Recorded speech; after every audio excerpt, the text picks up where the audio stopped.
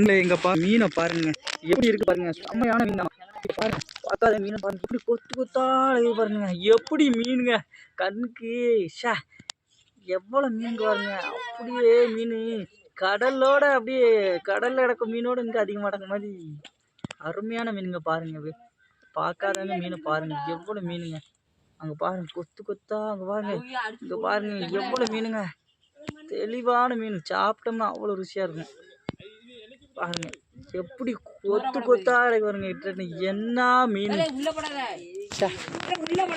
குளத்தையும் எப்படியா பிடிக்கும்னு ஆசையாக தான் இருக்கு ஆனால் முடியல.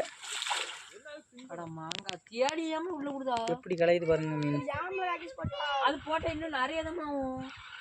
பாருங்க எவ்வளோ மீனும் பாருங்க.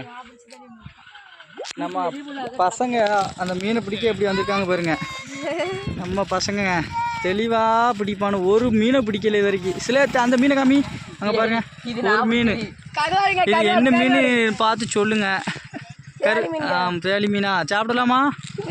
ஏன் திங்க விடாது? ஏன் திங்க போட்டான் பாருங்க. கேன்சர் வருமா? அது எந்த மூதி சொன்னா கேன்சர் வருன்னு பாருங்க. எவ்வளோ மீன் பாருங்க.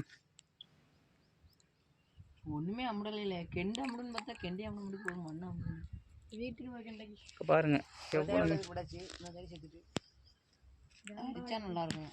ஒரு அடிப்படை எவ்வளவு முடிச்சிட்டு போயிடலானே அண்ணாதான் போய் கொடுத்து கரெக்டாக அந்த வாட்டுக்குள்ள அடிச்சா எல்லாம் முடிஞ்சு. இங்கே பாருங்க நான் ஒரு புழு 1.5 மணி நேரம் போட்டேன். ஆனால் சரி நம்ம இப்போ எங்களில் தானே இருக்கோம். நாங்கள் பார்த்துட்டு வருமா? இது அதிகம் புழு சேடு